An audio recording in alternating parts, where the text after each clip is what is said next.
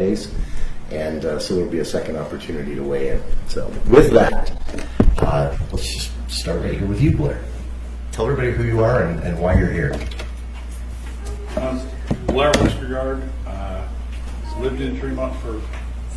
Sorry. Yeah, you get that. I think I was supposed to do that part. Sorry, Christy. I lived in Tremont for 40 years. I grew up in the way north of here in Garland. I'm just decided to run for city council and just take my turn. I think the city's in a big transition period. I think that we have to keep moving forward. I'm not naive enough to think that we can stop the growth, because we can't. We've had stuff that happens.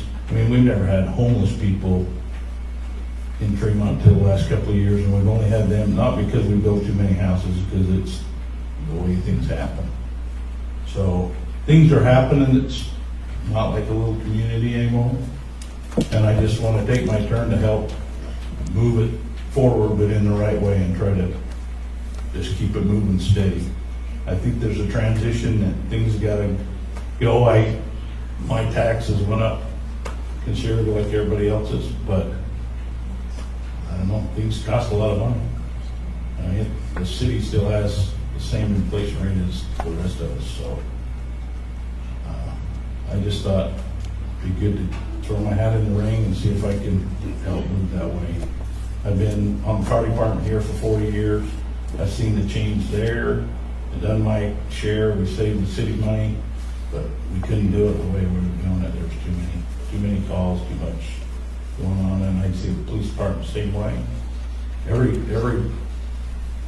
position in the city, the roads and everything just costs more money. So I know that's a negative, but I think we just need to keep moving forward. So that's all I got. Thanks, Blair. But I'm traditional. I have to give ladies the opportunity. Good, no, go right ahead. I had to ask her because my deceased sister is one who kind of raised me, and if I wasn't a gentleman and did things right, she was a rather strong woman, and she would let me know if I didn't do things right by not to cross the back of my head. So sometimes if you see me look around, I'm kind of watching for it. So I had to offer a piece. My name is Jeff Hote. That's a Dutch name, if anybody wonders. It's the Dutch word for hat, if any of you have a Dutch background. I actually grew up in the Great Lakes states and started college back there in Ohio, where I grew up. And it was more exciting days for some others in my generation, or perhaps even beyond. I started at Kent State University, if anybody's ever heard of Kent State University. And unfortunately, it wasn't a good time.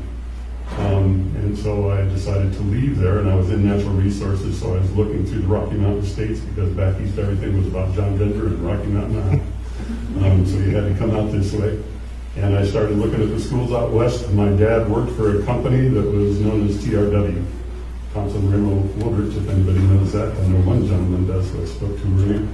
And they were a partner along with Fire Call, and so my dad flew out here to work on B-52 bombers back in the day in the 50s and 60s. And so when I was looking at schools, I asked him about Utah, and he said, oh yeah, that's the place to go. You'll really love it out there. So it got me out. I went to Utah State. Loved it while I was there. Met my wife, and we were married in Cache County. But the career that I was in took me all around the country, and gave me a huge amount of government experience, which is what I'm trying to offer to the city at this point in time. I thought I'd be a national park superintendent or a state park manager when I was going, but there were so many natural resource people that wasn't happening. And one of my friends came up to me and said, you know, they're hiring watercraft officers, and now it's kind of a new program out on Lake Erie and across the state.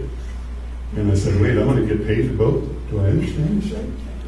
And so I took that up and did law enforcement, search and rescue, unfortunately recovery, and some public education and other things.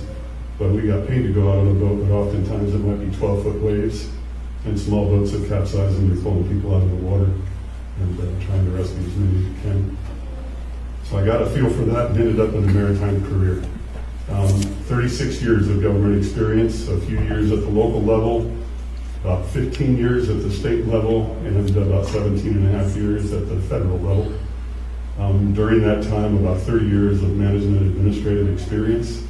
So 8.5 years running one of the state programs for the state of Idaho.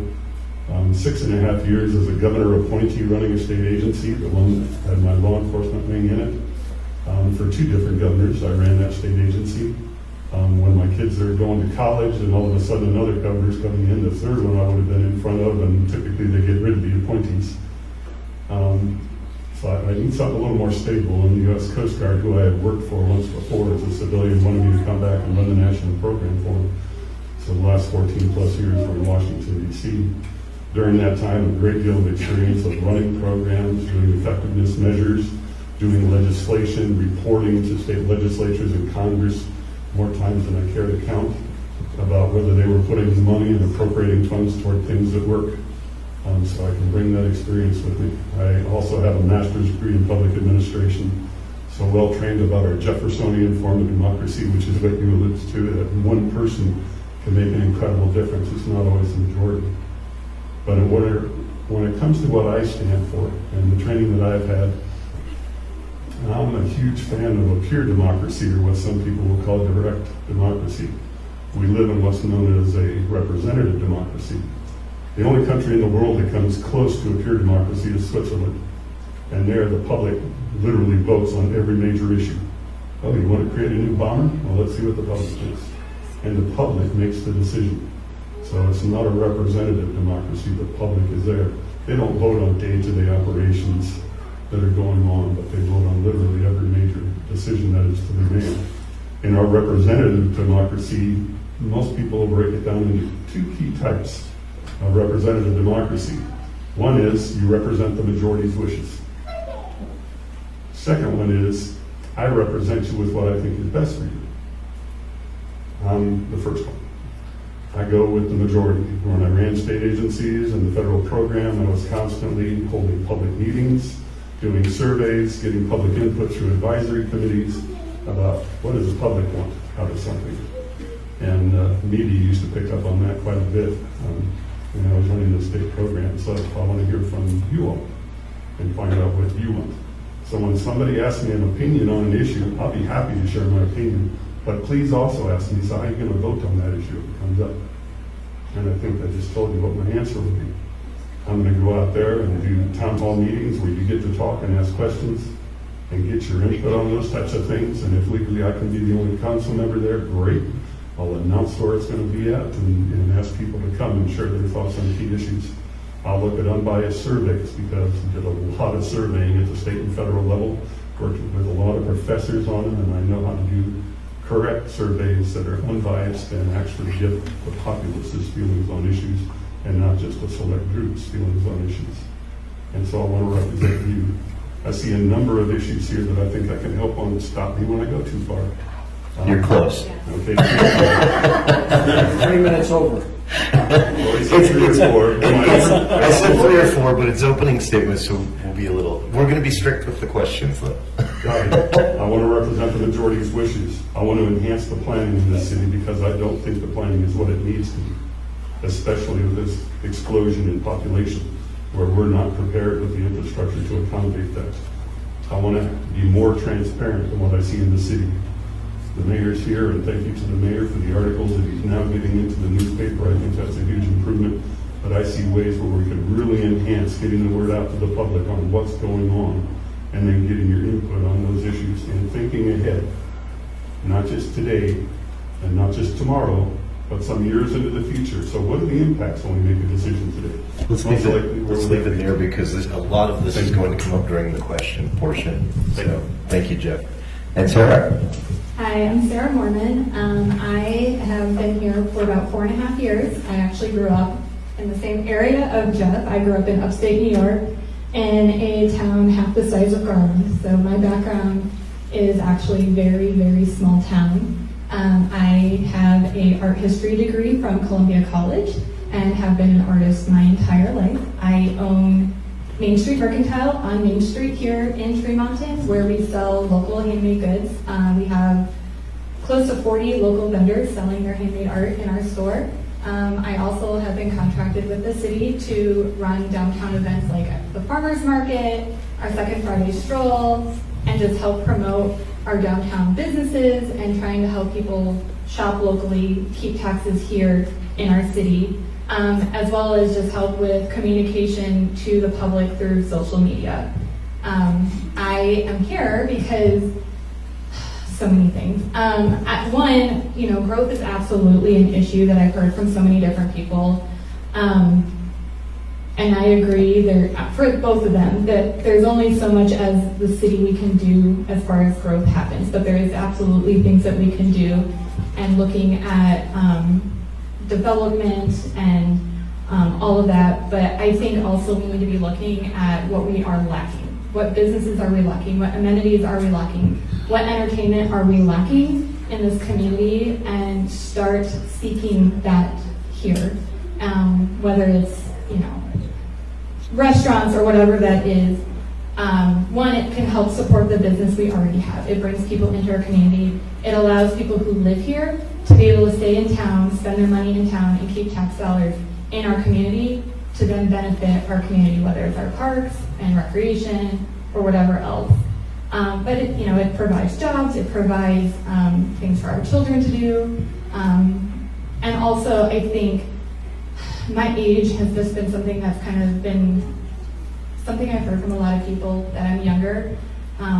It's a different perspective that we've seen on city council in a long time. Also not being from here, it brings in a new perspective from that as well.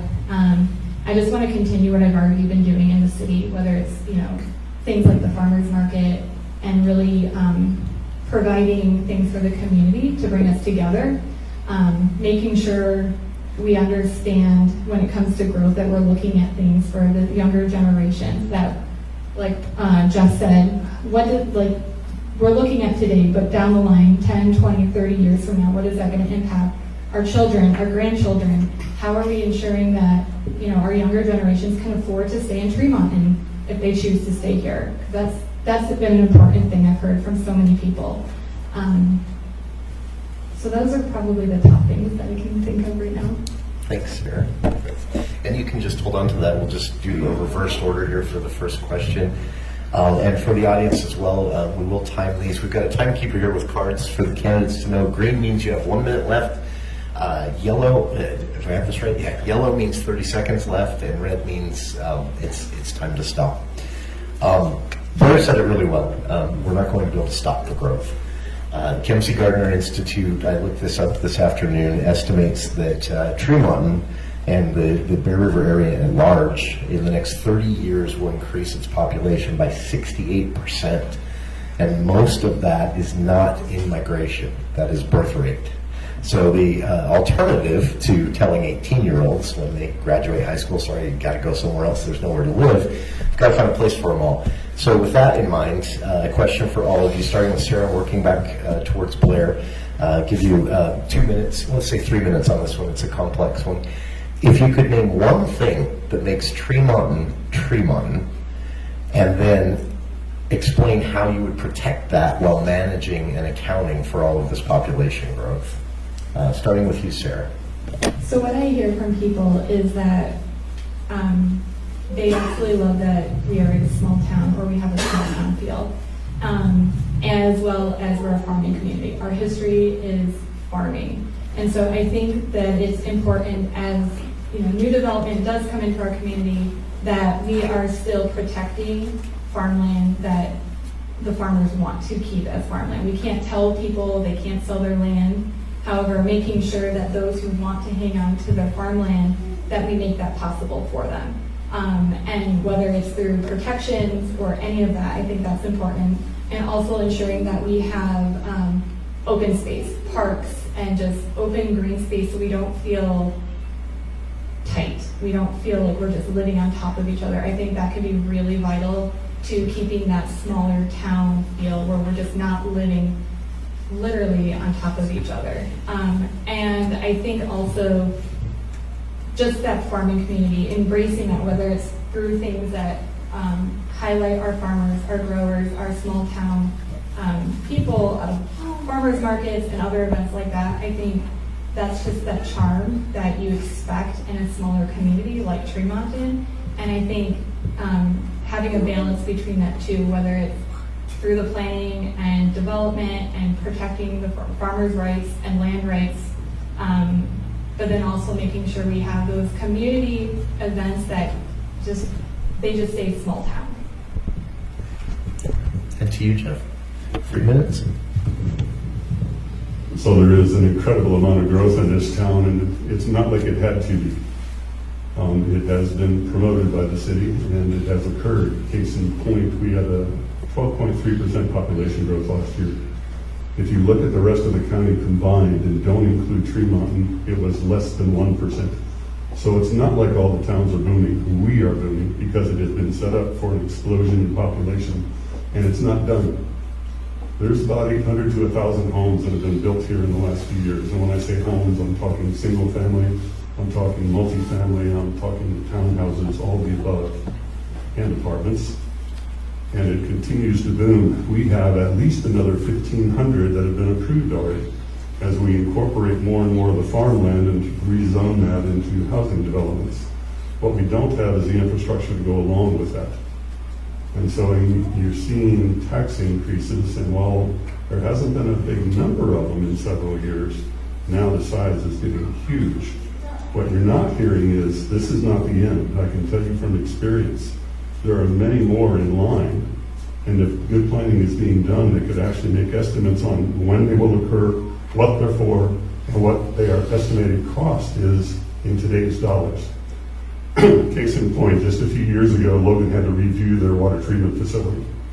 We lived in Logan for less than 2 years after retirement out of Washington, D.C. area because we went to school there, we got married there, we loved it there. It wasn't the same Logan, and I know things changed. That's, all of us know that things changed. But not only had the population boomed, the culture had completely changed. And that impacted us more than anything. I couldn't tell you most of my neighbors around me in Logan. Here in my neighborhood, I can tell you every one of them. And I can tell you how closely we work together. My wife and I are retired, the others all work. If there's a lot of snow that day, we go shovel all the driveways. If my wife and I are traveling to go see our kids and grandkids, they're taking care of our house and watering the garden and taking care of things. We love that aspect of this town. So how do we either slow it down, at least in the future, you can't stop what's already been approved, but slow it down into the future, and how do you prepare better for the infrastructure to take place? Those are things that I think I can help with, and would hope that the city would do adequate planning to let you all know, as well as I, how do you prepare for that? In the not quite 5 years we've lived in Tremonton, with this increase that's proposed now, we'll have a 117% increase in our city property tax that we pay. And it's not just because of the city raising it, it's also property values. And as the assessor who I've met with has told me, the commercial properties, the values have not increased significantly in the last handful of years, while the house prices have skyrocketed. And your property tax dollars are flat except for new businesses or homes. So, for example, if the county, and I'm just giving fictitious numbers, we're collecting $50 million normally, that's what they're going to collect the next year. All right, time, Jeff, sorry. And that's it. Thank you. And for you, Blair, what makes Tremonton, and how would you protect it while accounting for the growth? I think what makes Tremonton is the people. In my job as a firefighter and for 40 years, and seeing devastation to somebody's house or their property, the neighbors, just like Jeff said, the neighbors, everybody comes over and helps. We have floods, everybody's out. And I don't know if it's going to change a lot, but I think the people, I agree with the farming community. I agree with we need to get some infrastructure, like place to go eat. I agree. I said that to the mayor once, but some of that comes with people, comes with the growth. I built a house, lived in Sandalwood Acres for 30-something years. I built a house over in East Tremonton 5 years ago. I don't think I'm qualified to tell somebody they can't build a house behind me. I don't. And I agree with the we got all the farmers, but I've been here long enough. I see people who've been here. These farmers are holding on to their ground. They're doing a great job, but as soon as they're gone, their kids sell it.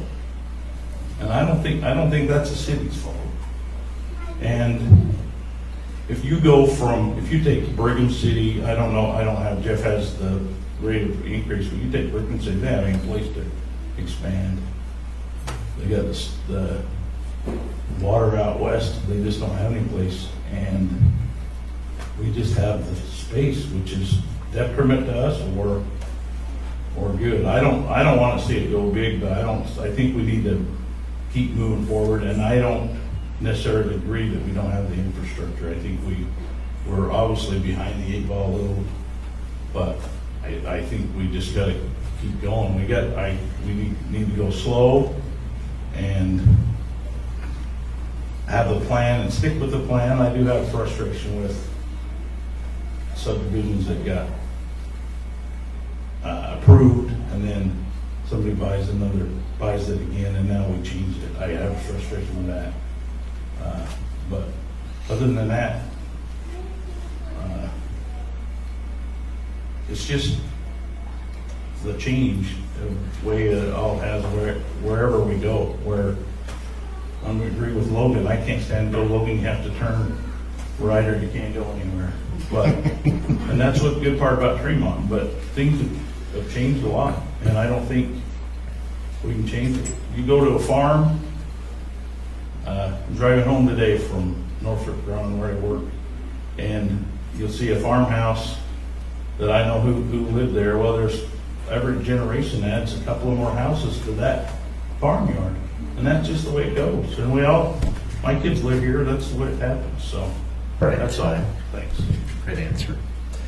I shouldn't say this, but in Logan, we come here to get away. I'm not kidding. It's a thing now on the weekends.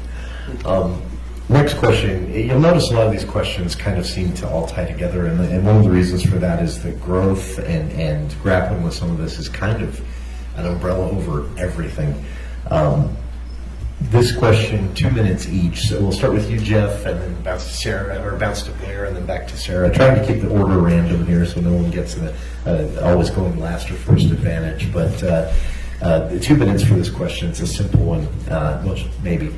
If you are elected to serve in a city council position and you only get that one term, what is the one thing that you would have hoped to have accomplished by the end of that first term? The one thing that is a priority for you that you would be disappointed if you hadn't taken care of before leaving office? 2 minutes. You said one thing. My biggest wish is to get more people to participate in the voting. You mentioned it before.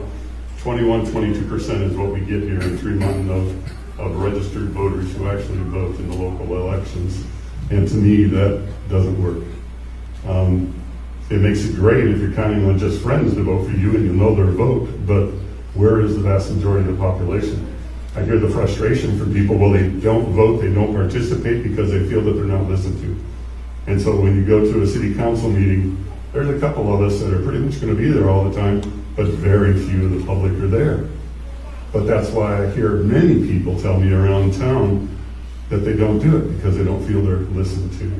I participate in a number of community service organizations here, and so I hear from a lot of different people around the area, and that's a huge concern for them. I'm going to take the few seconds I have left and mention, because I started with Logan, they had to build a new water treatment facility. It went out for bid and was accepted at $100 million. Some of you may know this already. In less than 2 years, it went up over $150 million.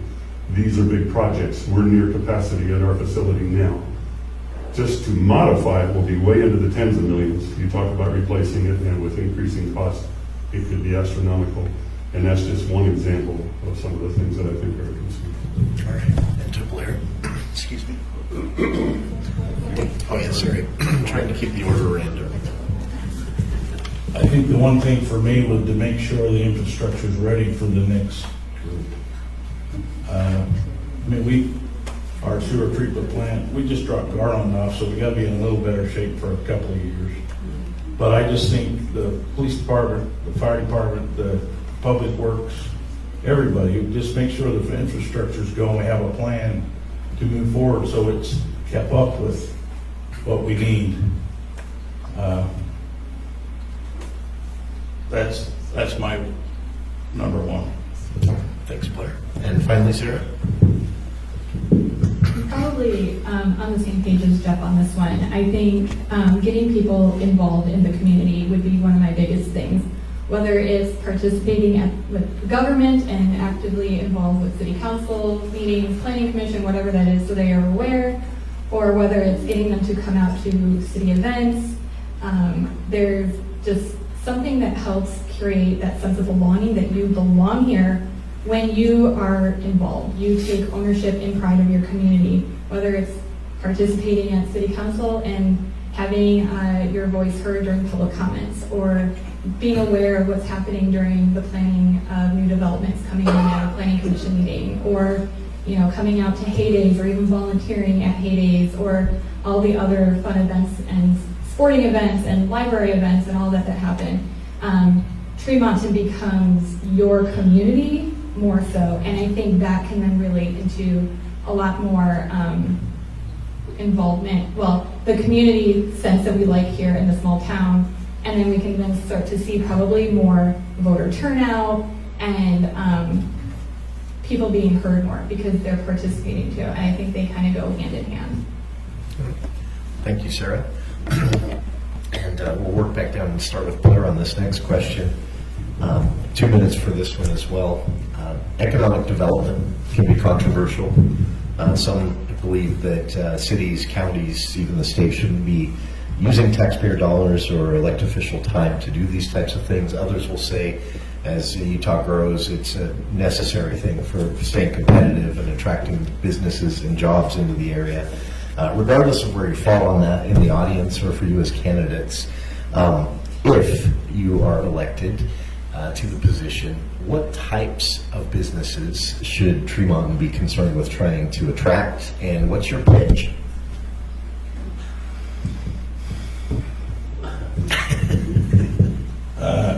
I think we need the businesses to, like Sarah said, we need businesses for recreation, to keep our people here. I agree. I think right at this point we have plenty of big business for the regular jobs. Not, there's things coming in, but I think, and I really don't know the answer to restaurants. There's a bunch of contractors out at Norfolk that come in and they're here for months and they have one place to go sit down and eat. And they're here to relax in the evenings, and we don't have that. But I don't know at what point. I mean, we have somebody start looking for that, but I don't know what point the city even has any weight in that. Maybe some tax breaks for somebody. I know a lot of that comes with big numbers, like Logan when they get 100,000, then they get everybody. Well, we don't want 100,000, so. But that's where I'd say is focus on the stuff that keeps, so the rest of us can enjoy our own community. Thanks, Blair. And to you, Jeff, what's your pitch? I'm going to sound like I want my cake and eat it too type of situation. So we love the culture here. If we were able to retain the culture, that would be a high priority for me. Some growth is expected, but not what we've been seeing. When it comes to businesses and that type of thing, I like what I've heard, frankly, from my fellow candidates here. Small businesses, some unique ones in this town that would draw entertainment, that would keep young people and us in town at nighttime. We use the local restaurants, but I have to be honest, if I want some fine dining, go and talk to Salt Lake City for that experience. So what do we do to enhance some of that? If the taxes are the issue, though, the corporations are what could save us in the taxes. The property values, according to the assessor, have been fairly steady recently while the homes have gone up, like I said just a little bit ago. He expects that in the near future, those values will start to go up again. If we have more corporations and if those values go up, then our house taxes, property taxes, will see a decline. Like you've heard the difference in percentage of what it used to be and what those income levels are now, 91%, I believe you said. So I would be looking at that. One of the things I'd be curious about, and I've seen in other cities as we moved around in our many, many years of married life, is that the city can have somebody who basically is a marketer. It can be a new position that costs money, or you can reprioritize, which I need to see more of in this town. Prioritizing the use of current resources. The sales tax has more than doubled in the last handful of years. As an income, the property tax has more than doubled in the last handful of years in this town. So the revenues have been skyrocketing here, but there's always a need for more. So a marketer who could bring in some of those people who's a professional and good at that profession to go and try and entice people here.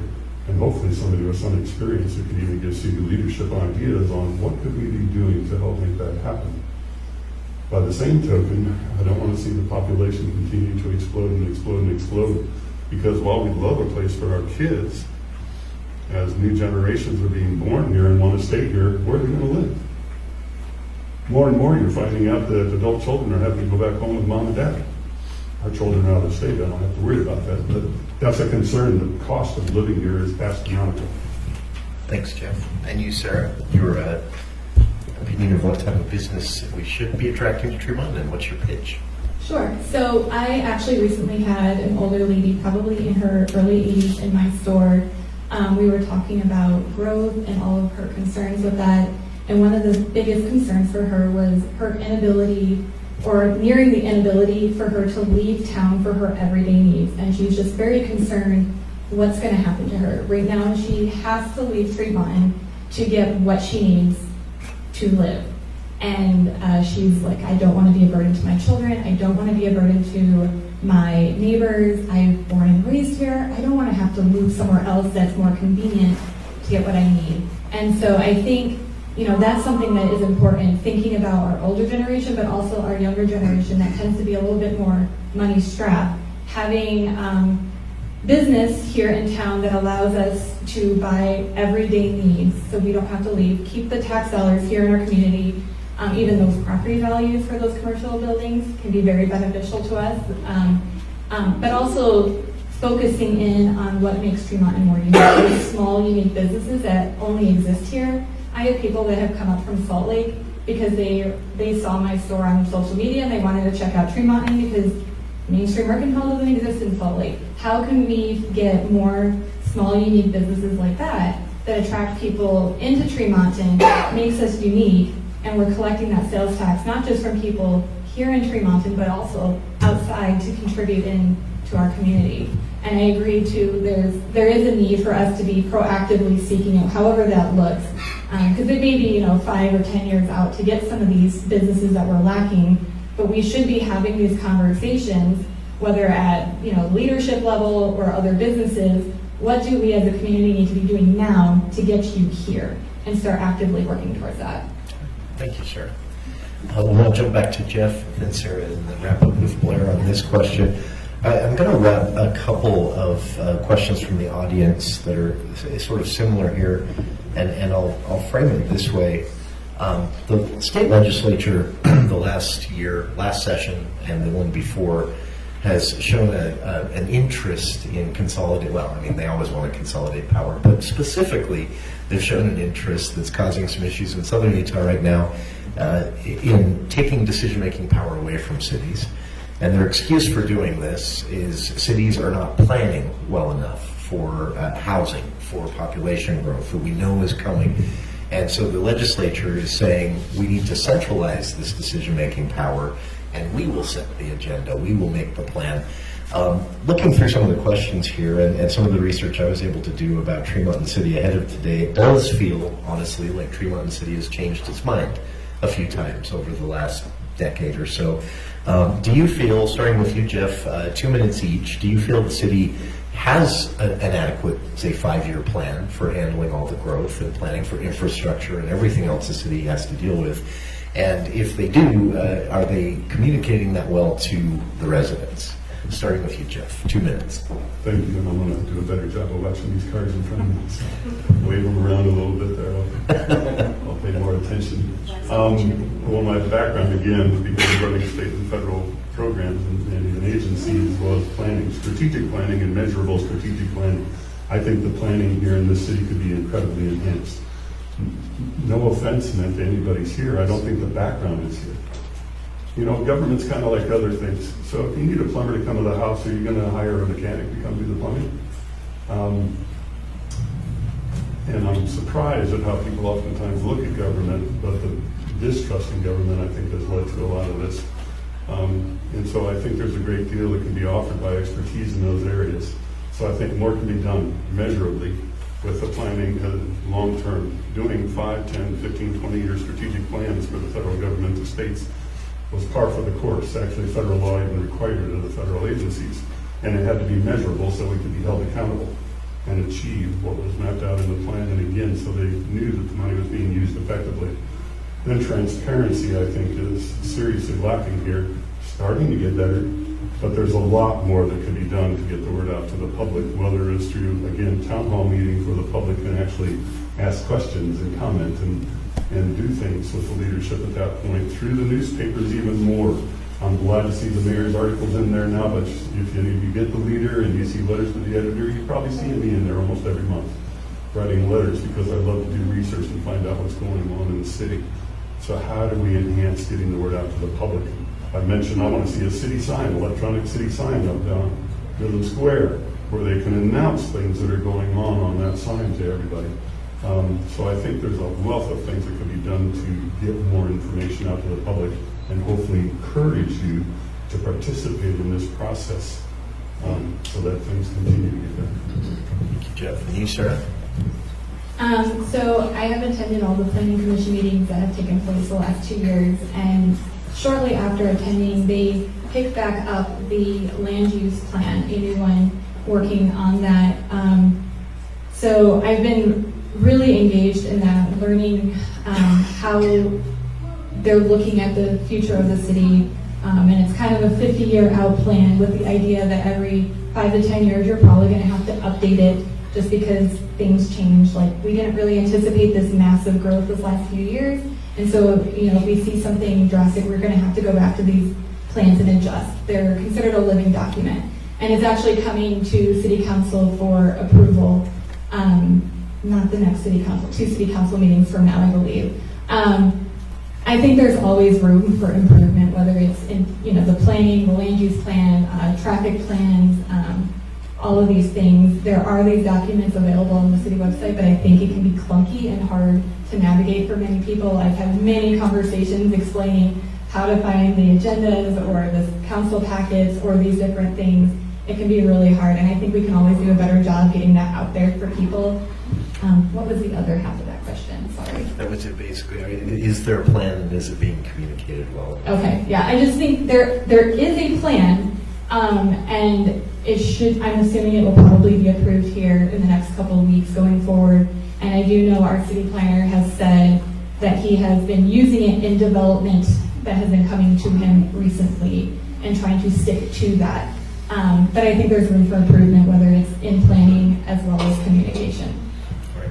Thanks, Sarah. And finally, you, Blair, same question, 2 minutes. Do you feel the city has an adequate, say, 5-year plan, and are they communicating that well to the residents? I know they have a plan, but I think things lately have been accelerated in different areas that they didn't plan for. Like you said, the growth. The fire department does, what I know, they do 2,500 calls a year. And I read an article in a fire magazine that said if you do over 750 calls a year, you need to have a transition to full time. Well, that was a long time ago for us. And we kept it up, and the ones that stayed there a while, we probably hurt the city by staying there a while because it will save a lot of money. And I know you can do a better job of planning, everybody. But I think, I mean, the thing with the state getting in, or the feds waste more money than, things should still need to stay on the city level, in my opinion. But I agree with the plan, but we ought to go out, and then some things need to be stuck to the plan. I do have frustration with that. I've just seen things change. I mean, some of the subdivisions have got make sure they got an extra lot, there's no way in there, and I'm trying to get in there in an ambulance and go to the next street and it doesn't go in there, it's ridiculous. So we gotta maybe drive a little bit more on how it all works with the plan and stick with it. All right. This is a somewhat specific question from the audience here tonight, and we'll just start with you, Blair, work our way down to Sarah on the end.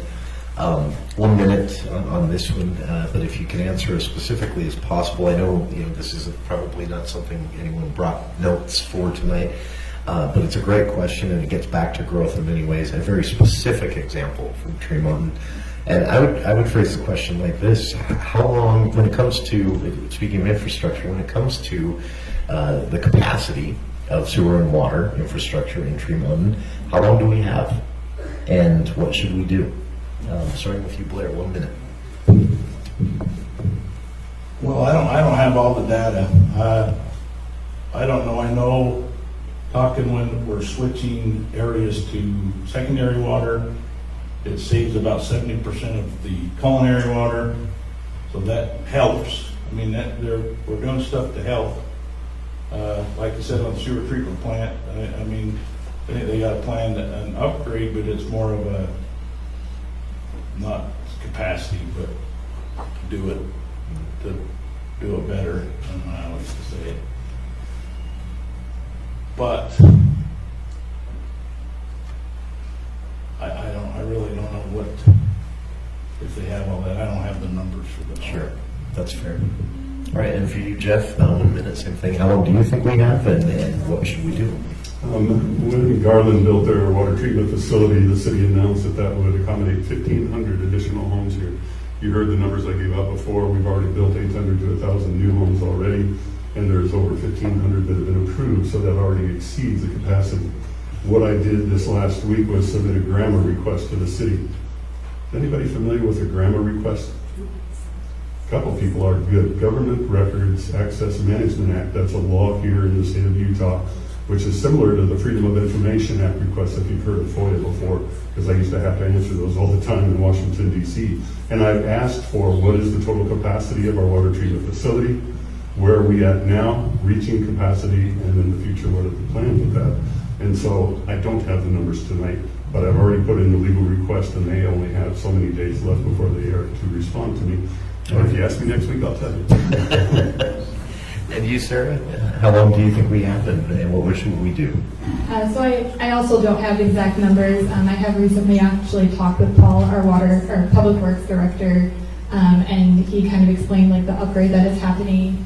And I do know that we have an Aqua Reserve AFR coming on over east of here that is going to help us collect water that we're not currently collecting, so we can use it in our peak times, collect it in the winter, and then use it in our peak times in the summer.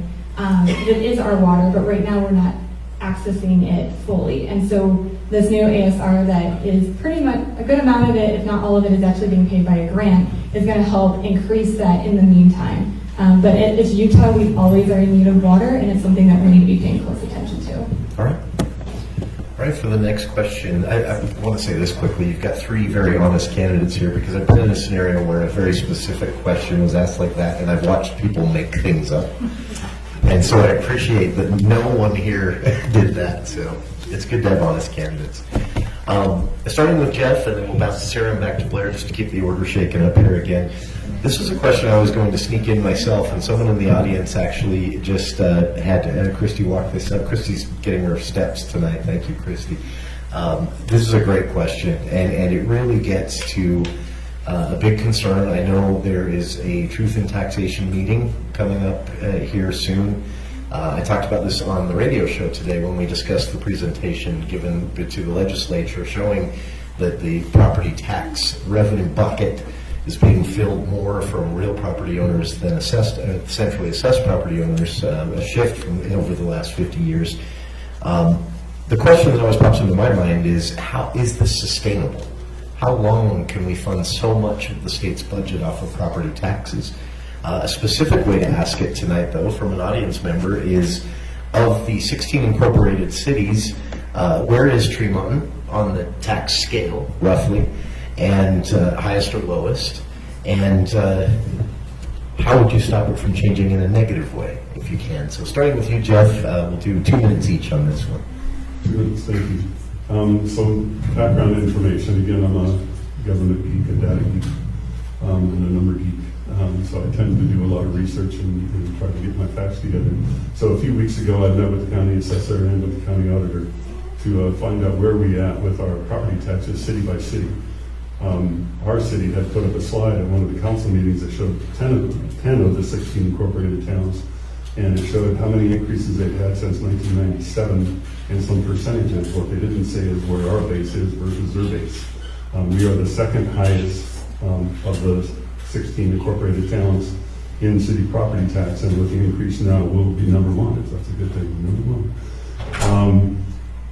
By the same token, I am in support of the increase in the police staff being former law enforcement. We have officers out sometimes at night with no backup. Single officer with no backup. I'm sorry you do not do that to your police officers, so I have to support us getting more police officers. I've also heard that this increase in population was not the cause, that we had this problem prior, which distresses me that the problem was not resolved prior. Apparently it wasn't a high enough priority. We all have to live within our means. Oftentimes government does not. If you're in the federal government or California, to heck with caps, there are none. You just keep raising cap and spend some more money. But most states have constitutions that say restricted. You have to stay within your means. We have to as well. That's when you prioritize and you figure out what the highest priorities are. Maybe because I'm prior law enforcement, this one is an incredibly high one. These people are putting their lives at risk. You don't put their lives at risk. I'm sorry, you don't do that. The planner, in all probability, we need more planning going on. So quite frankly, that's a need in the city as well. Property taxes, unfortunately, are continuing to go up. I just don't want it to force me and others to have to leave because of the amount of property taxes we have a fixed income in retirement. Thanks, Jeff. And for you, Sarah, do you know how Tremonton compares to the other incorporated cities, and what would you do to stop it from getting worse? So we are ranked number 2. I believe it's Garland that is currently above us here in Box Elder County. And Box Elder County is also ranked relatively high in the state overall as well. Not at the top, but still kind of top of middle. And kind of like what Jeff said, you know, I am also in support of this tax increase. I support our police officers. I think it's extremely important that we make sure that they have everybody that they need to make sure that they are safe and they can keep us safe. That's a huge priority. And also kind of what Jeff alluded to is some of this problem is the lack of, you know, small incremental increases over the last, 20, 30 years, and they haven't done that. And so now, we haven't been able to hire on new fire or police or whatever that is, and now all of a sudden it's a massive tax increase. And I think a better way moving forward is if we are needing to do a tax increase, it should be small and incremental to the point where you don't really notice too much of it. It's very small, but it helps the city maintain what they are, because prices do go up. But I think taxes should only be going up if it's an absolute necessity. A lot of times there are things that we can cut or go without for a period of time in our budgets, and that should always be the top priority. Taxes should always be used efficiently and effectively, and raising taxes should just never be the first solution. It should be a second or third option. There should always be something before that. Thank you, Sarah. And finally for you, Blair, do you know where Tremonton is, high, low, and what would you do to stop it from getting worse? I mean, it's been established that we're number 2, but I think that the sitting city council has to have some kudos. I agree with these two. The police department needs to have that coverage. I sit on a board of the dispatch advisory board for the county for the fire, and it's all the police chiefs and the high patrol and everything, and they talked about the stuff that's going on in the county, and there's a lot more going on that's pretty crazy the rest of us would be scared of. So we need to make sure they're here. But I think the previous city councils that in the past that's didn't want to raise taxes because they didn't want to raise taxes, threw the one that's in now under the bus. Because I opened my tax thing this year, and that what the school district had an 8% raise. And you thought, wow, and then I knew this was coming, the 50% on the city. And, you know, mine went up $330 a year. But the 5 or 8% would be easier to take. I agree with Sarah. And I think, I would dare say the city council that's there, the mayor, that realize that that's going to be easier to swallow. And things cost money, but you gotta, you know, plan it right.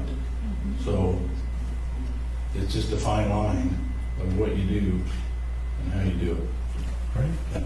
Thanks, Blair. And we'll just start with you and work our way back to Sarah. Also to let everyone know we're at this point officially going over the advertised time, but you're welcome to stay. I'm not in a hurry. If you guys aren't in a hurry, we can go a few more minutes. I know I have a couple more questions from the audience here and more. I wanted to include one really very local issue that I know is a timely one that the city's been debating, that residents have been weighing in on and more. But it ties in with everything we've been discussing tonight, how cities are changing with growth, with expectations, with workload, all of that. It might seem unrelated, but it's not. But let's talk murals a little bit. This is something the city has been, as I understand it, delving into as part of a beautification effort, and I know it's not new to northern Utah. Logan City and Hiram City and Cache Valley have both been doing this in parks, inviting local artists to go in. It does often come at taxpayer expense, so just a quick 1 minute answer on this one for all of you, starting with you, Blair, and working down to Sarah. Is this something the city should be doing? And if so, how can it be done in a way that doesn't distract from other things? Starting with you, Jeff, or Blair. I agree, we got plenty. I think there's some, they all look really great. I think that we should find maybe some donations or something to do them. It does look better than an old building, and it seems to keep graffiti down. We'll see. I don't know. I'm just kind of neutral. Sure. I like him, but I don't know if I'd want to pay for him. Everybody's voting for him either. So. And you, Jeff, 1 minute. I'll shut up. Silencing his opponent. That I was was smart. enjoying being up here with Blair and Sarah, quite frankly. It's good to get to know them a little better, and they're obviously good people, so I'm glad for that. I have to agree with Blair on this. Some of it's an unknown. Expense-wise, I like the recommendation of donations and other support that could perhaps make it happen. I think it's probably an attraction for the city that may be drawing people here. And if that's the case, I'd like to see an analysis. So has that increased expenditures from other people coming into town, and does it balance the cost of the city? And I don't know if it does. Perhaps the city has that data. I haven't done a grammar request to ask for it. But I would like to see that. But when it comes to having to live within your means and prioritizing, I hope that takes place too. And if there's competition for these dollars, I hope that the highest priorities are getting the dollars, and not things that aren't the highest priority. And for you, Sarah, 1 minute. So I actually serve on the Arts Council here and partake in helping with the mural decisions. Murals are paid with our RDA money, which is money designated for downtown revitalization, and primarily it's coming from companies like West Liberty and things like that are contributing money, tax dollars for that. And so the dollars are earmarked specifically for Main Street improvements, which includes murals. They tend to range in the $10,000 to $20,000 depending on who qualifies, and they do bring people into our community. Just last year at the farmers market, there was a couple from Park City that was up there specifically to view and tour Tremonton to check out all of our murals. And we've been given state recognition and awards for our murals. It's put Tremonton on the map, and I'm not against us going after grant money to pay for these as an alternative. But the RDA money is specifically earmarked for Main Street beautification. All right. Thank you, Sarah. Okay. I saved a big, broad question that I brought with today for the very end. When Governor Herbert was in office, he was in our studio and we were talking about recessions in northern Utah and things like that. And I said, from my perspective, when I hear the legislature, when I hear the governor's office, when I hear state agencies, oftentimes when it comes to northern Utah, Cache Valley comes up a lot because of the university. Rich County comes up a lot because of agriculture, and that being a hot button issue you can campaign on easily, you know.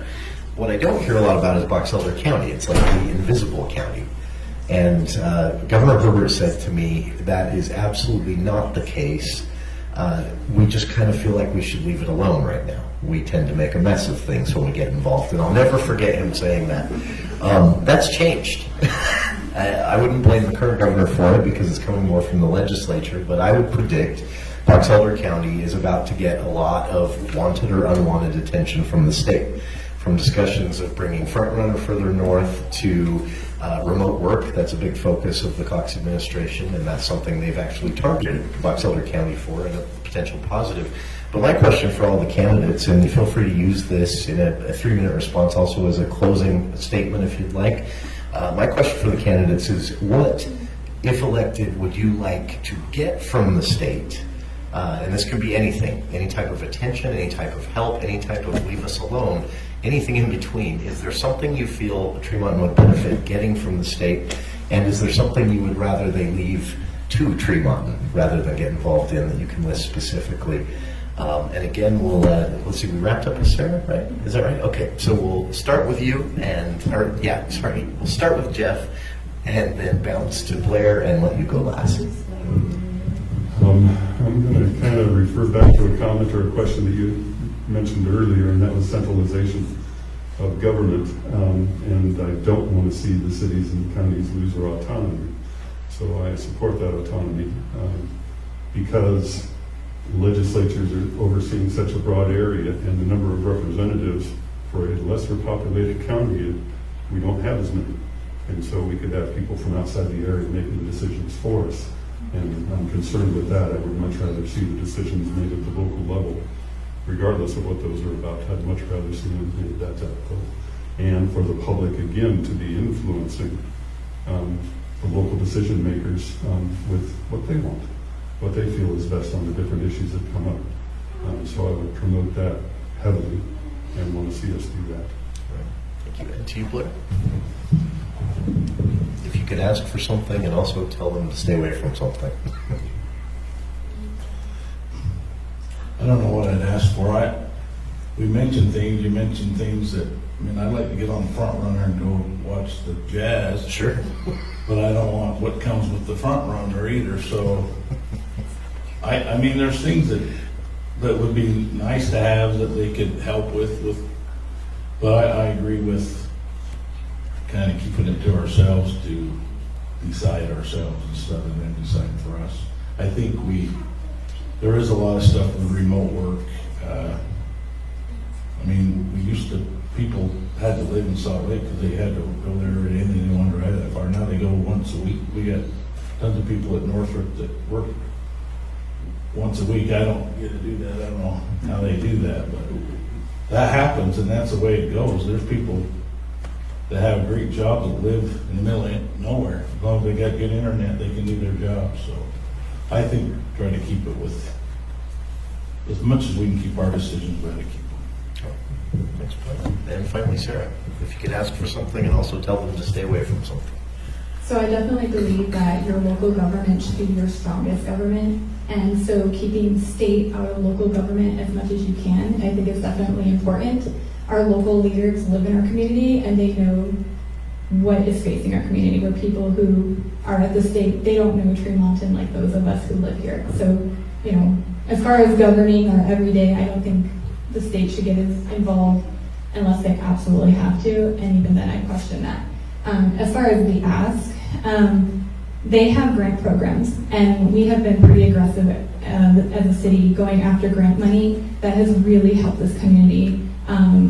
They just approved a $2 million grant for the city. I believe it was for the ASR program with the reserve for our water and improving our water and making sure we have that.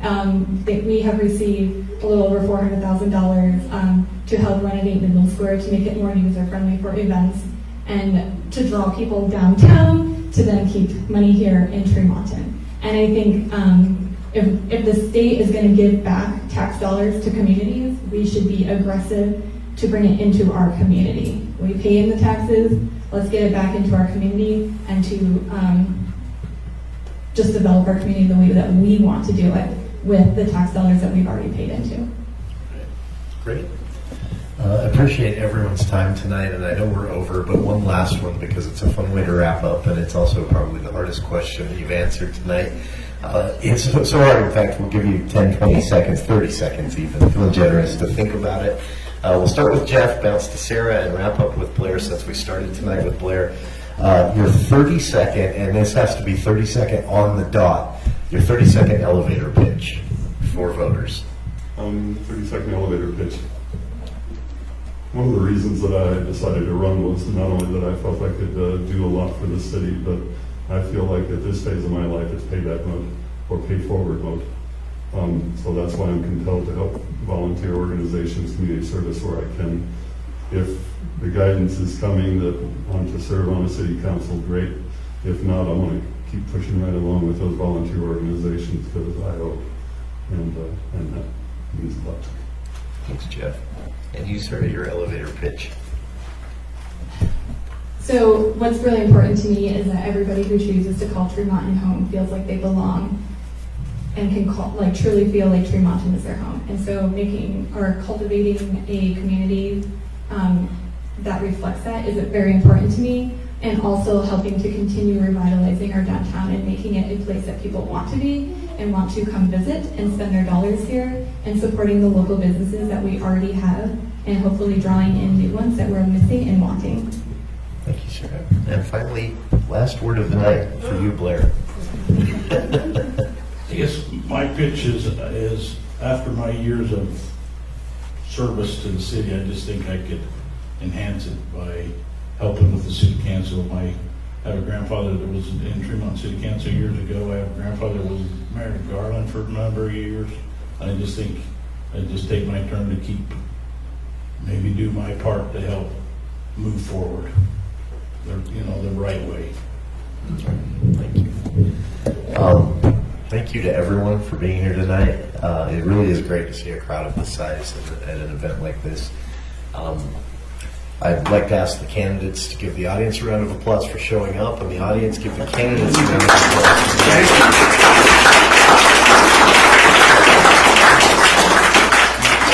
It really is no small thing to file and run for office. I've never done it, but I have interviewed so many people who have done it, and I've seen what can happen and what it makes life like for at least a few months, right? But more like a year. So yeah, it's important that they've done this, that they've put their name down and thrown their hat in the ring. And it's important that you are all here to put their feet to the fire. And feel free to do so a bit more, unless you have places to be. But that is officially the end of the official event tonight. And thanks to Christy as well for all the help getting me here, which is not an easy thing to do, and inviting me. It's been a pleasure to get to know Tremonton a little bit and to get to know these candidates. So thank you to everyone.